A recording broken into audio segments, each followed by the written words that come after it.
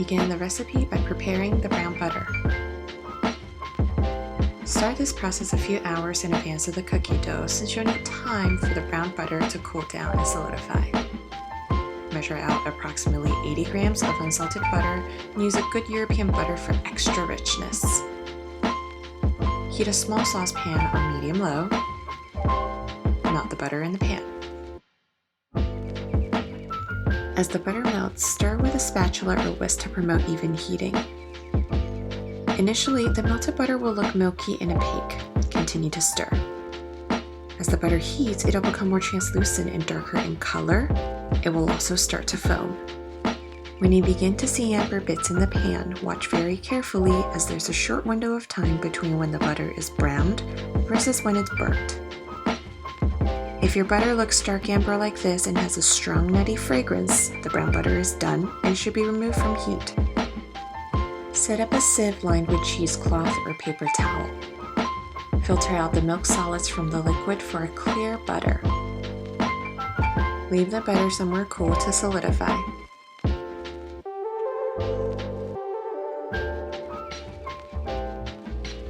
As the butter is cooling, take the time to roast your pine nuts. Start with a third cup of pine nuts in a flat pan on medium heat. Gently toast the pine nuts and move with a spatula to prevent burning. When they develop a golden color like this, remove from heat.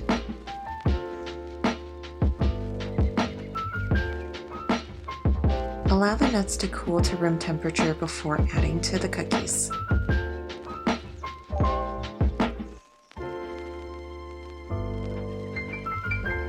Fit your mixer with a paddle attachment for the cookie dough. You can also mix the dough manually or with a hand mixer. Add the solidified brown butter and whip for 30 seconds on medium. The butter should look fluffier and paler in color when properly whipped. Add 3 tablespoons of sugar and half a teaspoon of salt to the butter.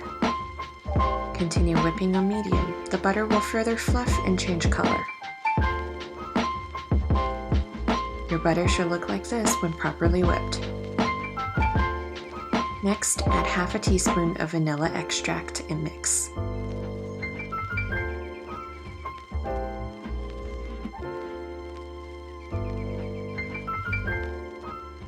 Followed by 1 tablespoon of unsweetened matcha powder.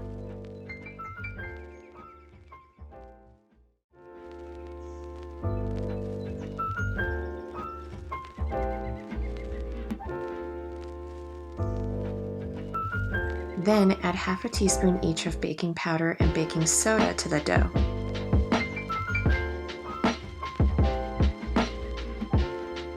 And also add 4 tablespoons of coconut milk.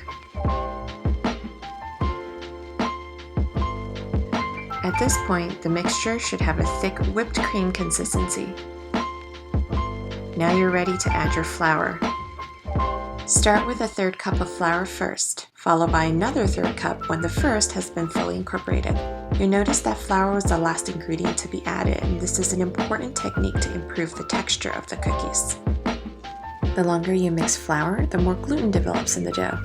And since we're making cookies and not bread, we'll want to minimize gluten formation as much as possible. Lastly, add your cookie toppings. The roasted pine nuts should be completely cool now.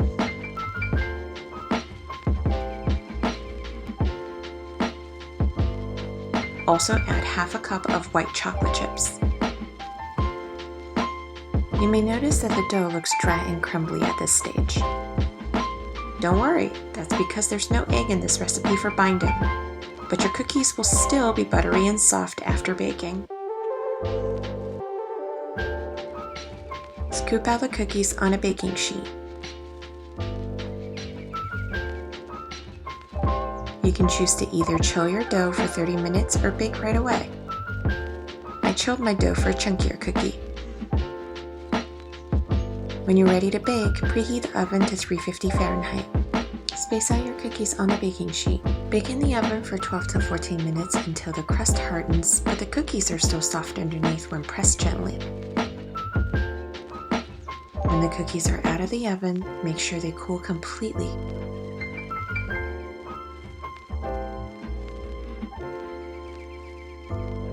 The crumb structure of the cookies are flaky and buttery. These cookies can be stored and enjoyed for 3 to 5 days. And that's it. Thanks for watching. If you like this recipe, make sure you give the video a thumbs up, comment below, and subscribe to my channel for more updates. See you next time.